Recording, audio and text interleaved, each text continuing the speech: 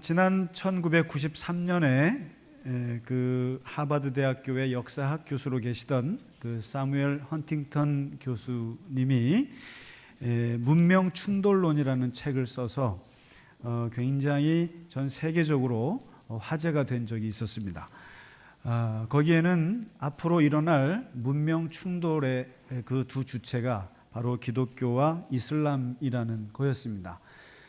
그리고 아마 몇 년 후쯤인가요? 타임지의 그 릴리전 파트에 또 사무엘 헌팅턴 교수가 에세이를 썼는데 거기에 앞으로 이슬람이 기독교를 이길 것이고 이슬람이 아마 16억 이슬람이 점점점 세계를 넘쳐날 것이다. 그러면서 정통 기독교는 약해질 것이고 이슬람이 많아질 것이다. 이런 예언 같은 말을 했습니다.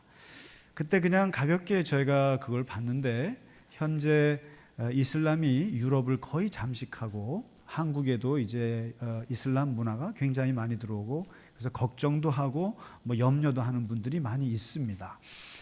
그런데 그 헌팅턴 교수가 지적했던 왜 이슬람이 기독교를 이기는가, 왜 이슬람이 점점점 확장되고 점점점 커지겠는가라는 그 근본 원인을 엄격함에서 찾았습니다. 그 스트릭트니스라는 말을 썼습니다.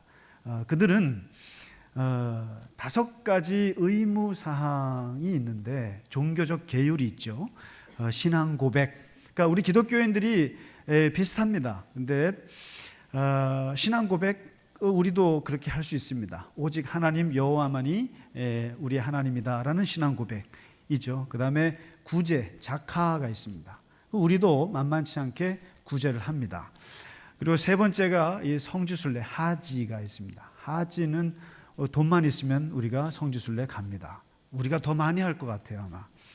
그런데 도저히 따라갈 수 없는 계율 2가지가 있는데 하나가 하루에 5번 예배 드리는 겁니다. 돗자리를 깔고 5번 메카를 향해서 기도하는 것은 도저히 기독교인들이 따라가지를 못합니다. 그리고 또 한 가지 따라가지 못하는 것 중에 하나가 형식은 따라갈 수 있는 건데 그게 뭐냐면 라마단 기간 9월에 있는 한 달 동안 하루 종일 금식하고 저녁에야 먹을 수 있는 라마단 금식입니다. 샤움이라고 하는 금식인데 여기에 우리 기독교도 1년에 한 번 우리는 40일이나 사순절을 지납니다. 사순절을 지나면서 우리가 새벽 기도를 하고 하는데 이 이슬람 사람들이 한 달 동안 라마단 금식을 모두가 다 지키고 거기에 엄격하게 따릅니다. 그런 면에서 저는 우리 교회 교인들은 절대로 이슬람이 몰려와도 우리는 이슬람 사람이 되지 않으리라 확신합니다. 이게 무슨 말인지 알죠? 좀 사순절 기도에 좀 나오시라고요. 그래서 1년에 한 번 있는 겁니다. 한 번 있는 것이고 적어도 이것은 율법도 아니고 행위도 아닙니다. 중요한 것은 우리도 기독교인들도 엄격함이 필요합니다. 그래서 우리는 2주 동안 1년에 한 번 새벽 기도 먹지 못하는 것도 아닙니다. 아침에 소세지, 감자, 고구마, 피자를 다 드립니다. 다만 잠만 좀 안 주시면 됩니다. 잠만 안 주무시고 적어도 일주일 정도는 이 금식까지는 아니더라도 새벽에 잠을 깨고 하나님 앞에 말씀은 산상수훈을 합니다만 말씀을 들으러 온다 생각하지 마시고 주님 앞에 최소한의 1년에 한 번 드리는 도리라고 생각합니다. 이슬람 사람들 우리가 왜 못합니까? 우리도. 그래서 이번 주에 왜냐하면 종료주일 그리고 일주일 지나고 부활절 그냥 이 주일만 우리가 보내면 사실 아무것도 아니에요. 그래서 이 부활절은 고난의 금식과 그 훈련이 지나고 나서 오는 부활이 진정한 부활이죠. 그래서 같이 하면 좋겠고 그리고 오늘은 사실은 우리가 지난주부터 산상수훈을 새벽에 이렇게 말씀을 묵상하면서 오고 있습니다. 그런데 이 산상수훈의 말씀은 사실 고난의 말씀입니다. 우리의 심리적인 고난을 주는 말씀이고 우리의 마음을 굉장히 무너뜨리는 말씀입니다. 사실 어떤 그 이태리의 유명한 사상가는 뭐라고 했냐면 인류의 역사는 가르침의 역사다. 교육의 역사라는 거예요. 소수의 강한 정신력을 가진 사람들이 다수의 사람들을 향해서 끊임없이 진리를 설파하고 그들로부터 박해받고 또 핍박을 받으면서도 그 가르침을 싸우고 끝까지 전했던 역사가 인류의 역사다라고 얘기를 합니다. 어찌 보면 예수님께서 3년 6개월 동안의 주님의 그 삶이 어떻게 보면 가르침의 역사고 그 가르침과 그 대중들과의 엄청난 투쟁의 역사였던 게 맞습니다.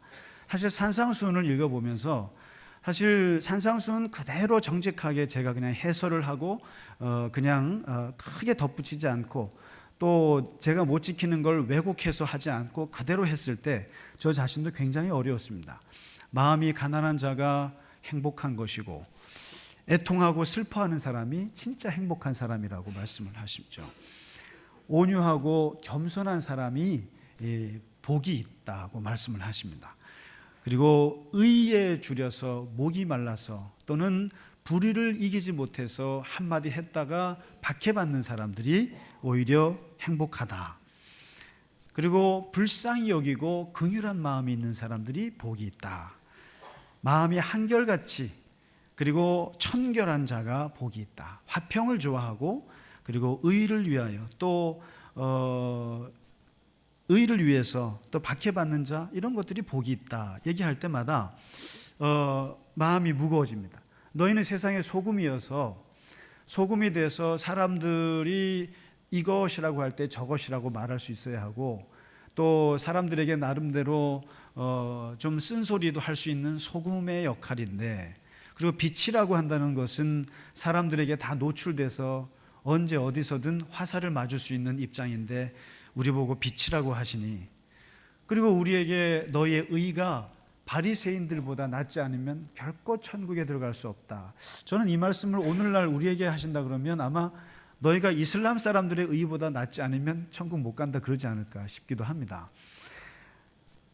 그리고 원수를 한번 사랑하라고 하는 도전을 주셨죠. 원수를 사랑하고 너희를 미워하는 사람, 박해하는 사람을 위해서 더 적극적으로 기도하라. 구제를 하더라도 제발 좀 모르게 해라. 기도를 하더라도 제발 좀 골방에 들어가서 모르게 해라. 그리고 금식하더라도 좀 화장하고 옷 잘 입고 깨끗하게 티나지 않게 나팔 불지 말고 조용히 해라. 너희 보물이 있으면 그것을 하늘에 쌓아두라. 땅에 쌓아두지 말고. 하나님과 재물을 겸하여 섬길 수 없는데 어떻게 할래? 알아서 해. 우리에게 도전을 하십니다. 오직 먼저 그의 나라와 그의 의를 구하고 좁은 문으로 들어가고 어린아이 같은 사람들을 사랑해서 그 어린아이 같지 않으면 하나님 나라에서 큰 자가 될 수 없을 텐데 이 말씀들 하나하나가 산상수훈을 읽다 보면 가슴을 메이게 합니다. 우리의 가슴을 답답하게 합니다. 그래서 어떤 분은 지난주 산상수훈을 지나고 나서 뭐라고 하시냐면 내가 예수를 그만 믿을까? 그런 거죠. 도대체 손익계산서에서 손익, 유익이 나오는 게 없다는 거예요. 어떤 면에서. 맞는 말씀이에요. 굉장히 저는 정직한 고백이라고 생각이 듭니다. 낮은 사람이 높은 사람이 되고 꼴찌가 1등이 되고 버려질 것들이 모두에게 사랑받고 멸시당하던 것들이 존중받는 예수님의 가르침의 핵심은 역설이거든요. 패러독스입니다. 그러니까 오직 그냥 오래된 진리가 다 거짓이라고 판명이 되고 이런 뒤집어지는 얘기를 예수님이 계속 하시기 때문에 그러면서 그 역설을 통해서 예수님이 우리에게 계속 뒤에서 떠미는 게 뭐냐면 우리의 마음을 하늘을 향하도록 자꾸만 추동하세요. 이 산상수훈을 읽어보면 하나님 말고는 도달할 데가 없어요. 그리고 이 산상수훈에 우리가 가슴에 자꾸 저미는 말씀이 들어오면서 자꾸만 우리가 하나님 나라를 바라보지 않으면 안 되도록 만드세요. 그래서 자신이 죽을지언정 사람들을 사랑하도록 예수님이 바라셨고 또 사람들 속에서 하나님이 있다고 가르치시면서 그들을 진심으로 섬길 것을 얘기하시니 우리같이 에고로 가득한 사람들은 주님의 말씀을 받아들이기가 너무나 어렵습니다. 그래서 실제로 예수님은 3년 6개월 동안 당신이 하나님을 사랑하는 마음으로 진짜 사람을 사랑하셨고 정말 제자들을 정말 사랑하셨던 것 같아요. 그리고 심지어는 죄인들과 또 세리나 창녀같이 사람들이 이렇게 꺼리는 사람들을 예수님이 굉장히 가까이 가셨고요. 그리고 아주 하나님 나라에서 개돼지라고 여겼던 이방인들을 예수님이 우물가에서 만나서 얘기도 하실 만큼 굉장히 사람에 대해서, 하나님의 형상으로 태어난 사람에 대해서 사랑하고 섬기고 다가가시는 모습을 3년 반 동안에 꾸준히 하셨습니다. 그리고 아픈 자들을 만나면, 문둥방자를 만나면, 또 죽어가는 소녀를 만나면 그냥 그 즉시 주님은 고쳐주셨고 살려내셨고 그 일을 하셨습니다. 왜냐하면 오직 하나님이 통치하시기를 간절히 바라셨고, 하나님의 나라가 이 땅에 정말로 이루어지기를 간절히 바라셨고, 마치 당신이 하나님 나라를 사는 것처럼 자꾸만 낮은 곳으로 가셨고, 좁은 곳으로 가셨고, 더러운 곳으로 가셨고, 버려진 곳을 일부러 찾아가셨다는 거죠. 그러면서 예수님은 오늘 3년 6개월 동안 한 가지 마음 깊은 곳에 굉장히 허탄 생각이 있었어요. 마음이 아주 속상한 게 하나 있었습니다. 뭐냐면 제자들을 12를 거느리고 다니셨지만, 솔직히 말씀드리면 예수님은 제자들과 계속 평행선을 걸으셨습니다. 계속 겉으로는 같이 걸었지만 속으로는 계속 딴 길을 걷고 있었다는 걸 예수님이 아셨습니다. 그리고 무리들을 만나면 고쳐주고 입혀주고 오병이어로 떡을 먹여줬지만, 그러나 무리들이 생각하는 것과 예수님이 생각하는 것이 계속 따로 놀았습니다.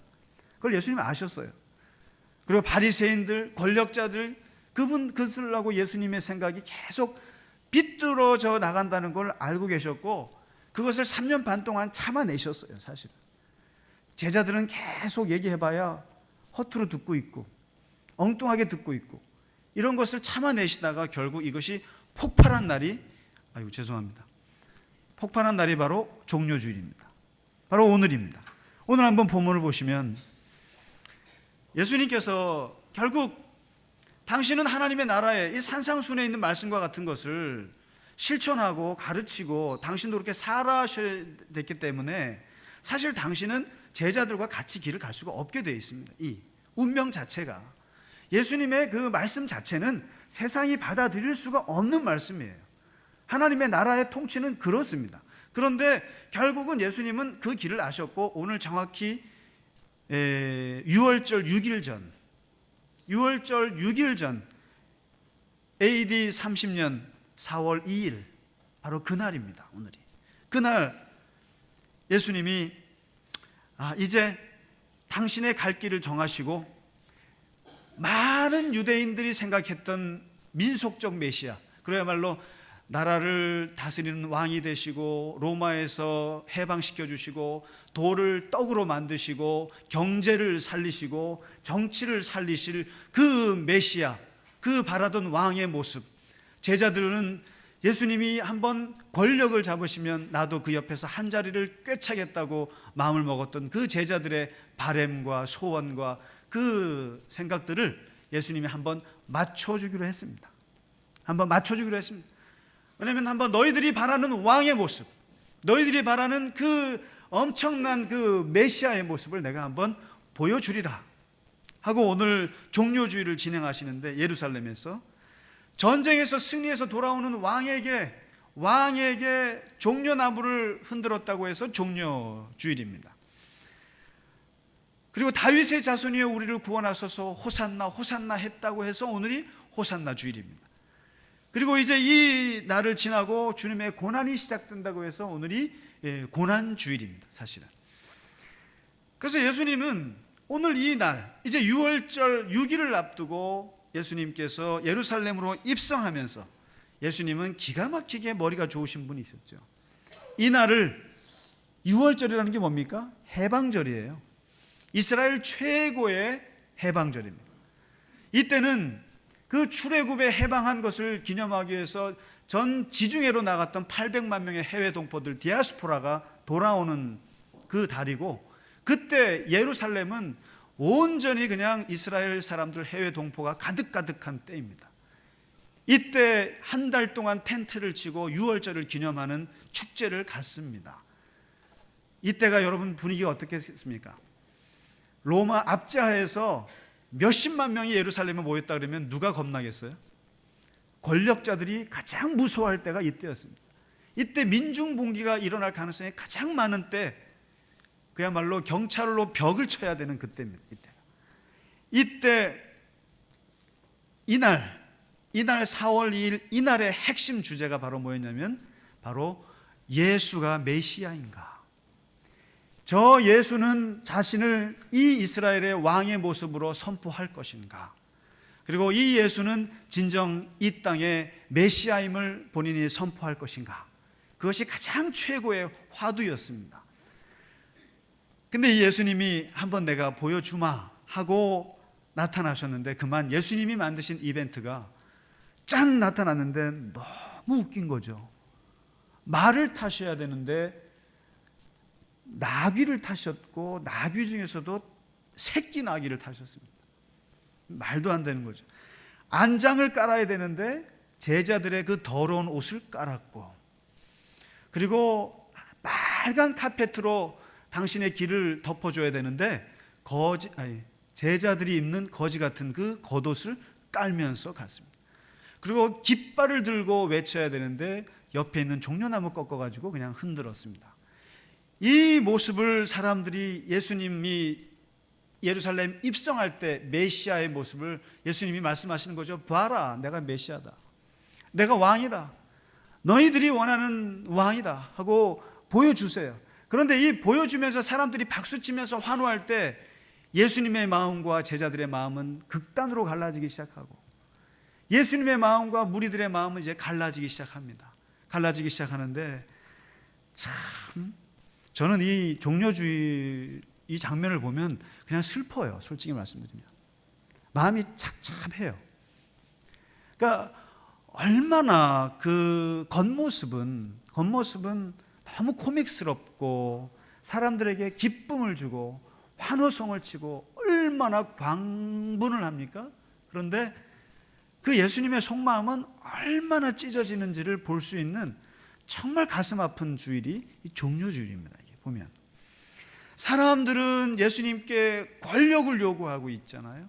제자들도 예수님께 왕을 요구했고, 또 민중들도 예수님께 떡을 돌로 돌을 떡으로 바꿔달라고 그것을 요구하고 있는데, 미안하지만 예수님은 산상수훈에서 당신이 가르쳐준 그대로, 그리고 3년 6개월 동안 제자들에게 끊임없이 가르쳐준 그 가치대로 당신은 당신의 길을 가고 있다는 거예요.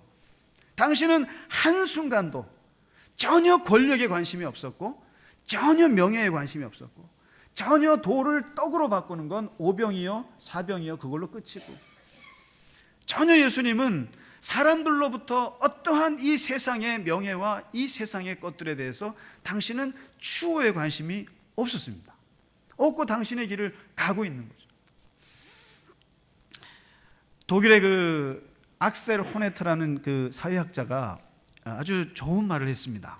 이 사람이 그 하버마스라고 하는 학자의 제자인데, 사람과 사람의 관계는 타인으로부터 인정을 받고 그 인정을 통해서 자긍심을 얻는다는 거예요. 그러나 사람들에게 무시를 당하거나 모욕을 당하게 되면 사람이 그 자긍심, 자존심, 자존감의 상처를 입게 된다는 거예요. 그리고 그 상처를 입는 순간 그 사람은 인정을 받기 위해서 투쟁하기 시작한다는 거예요. 그래서 이 이론을 인정투쟁 이론이라고 합니다. 이 호네트가 뭐라고 말하냐면, 인정이라고 하는 것은 인간이 자신의 삶을 성공적으로 실현시킬 수 있는 사회적인 조건이 될 수 있고, 그리고 긍정적인 자기의식을 찾을 수 있는 심리적 조건이 될 수 있다. 그렇기 때문에 이 인정받는 것은 중요하다.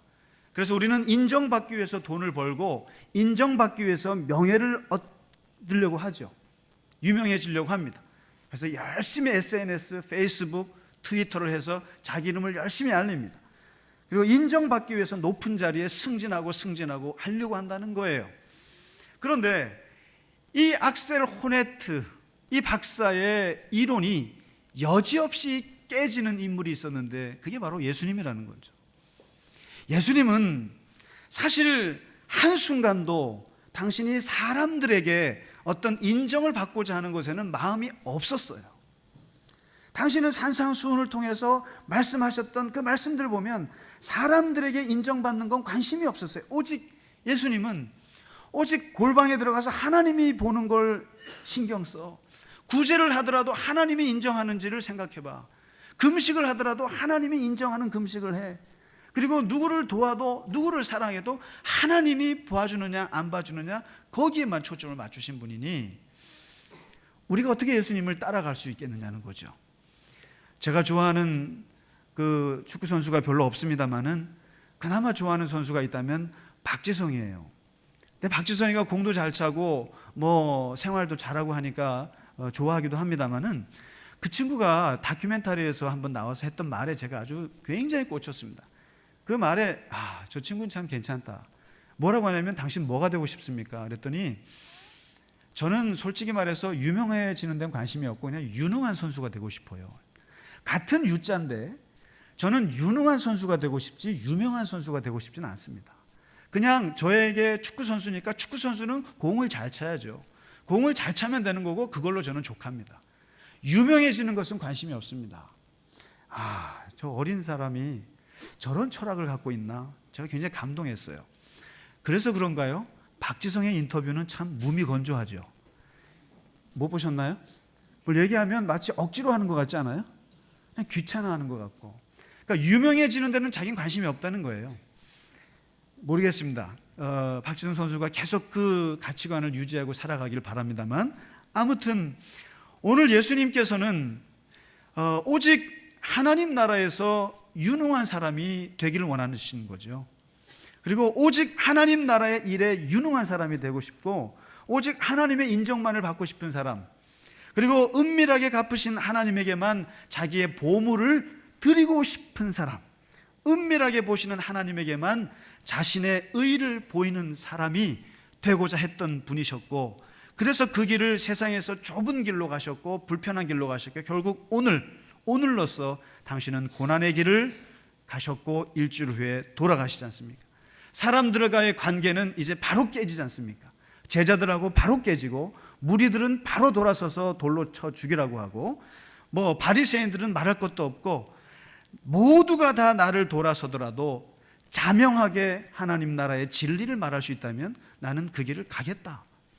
이게 사실 예수님의 기가 막힌 예수님의 정신이고 주님의 가치관이셨는데, 그래서 사도 바울은 예수님을 두고 두 마디로 요약을 했습니다. 예수님의 인생은 자기 비움이자 자기 낮춤이다. 케노시스라고 합니다. 오직 하나님의 뜻에 당신의 뜻을 맞추고 거기에 순종하기를 원하셨던 분이 예수님이시고, 당신은 그 순종 그대로 사람들의 인정이나 사람들의 영화와 사람들의 영광에 대해서는 일단 주님은 접으시고 당신의 길을 하나님의 길로 갔다라고 하는 거죠. 사실 우리는 순종하기보다는 끊임없이 하나님과 조종하기를 원하고 타협하기를 원하는데 주님은 그 길을 가셨다. 그러면서 오늘 이 종료주일 예루살렘 입성하면서 주님이 보여주신 것은 영원히 제자들과 평행선을 걷고 있는 예수님의 그 모습을 아주 까보이신 거죠. 그래서 나는 나의 길을 간다. 이 길이 오늘 사람들은 전혀 나를 인정하지 않아도 그 길을 가노라. 그래서 우리 그리스도인들은 사실 그분의 제자이기 때문에 이 말씀을 들어보면 굉장히 절망스럽습니다. 그래서 우리가 사순절 기간 동안에 우리는 절망하는 시간이라고 생각합니다. 우리는 한번 새벽 기도를 통해서 이렇게 주님의 말씀을 묵상하면서 절망할 필요가 있다고 생각합니다. 주님의 말씀은 우리가 다다를 수 없는 말씀이고 우리가 따라갈 수 없는 말씀인 건 틀림이 없습니다. 그리고 절망스럽습니다. 그러나 그 속에서 주님의 은혜를 갈구할 수밖에 없고, 저는 이렇게 기도합니다. 주님과 제 마음이 평행선인데 1도만 꺾을 수 있게 해주십시오. 1도만 주님 쪽으로 꺾이게 해주십시오. 그러면 언젠가는 주님의 마음과 제 마음이 하나가 될 날이 있겠죠. 하나님, 평행선만은 아니었으면 좋겠습니다. 조금만이라도 꺾여서 주님과 함께 그 길을 걸어갈 수 있도록 도와주시옵소서. 우리 같이 종료주일을 맞이하면서 함께 그렇게 기도하며 나아가시길 간절히 바랍니다. 우리 찬송가 38장, 이게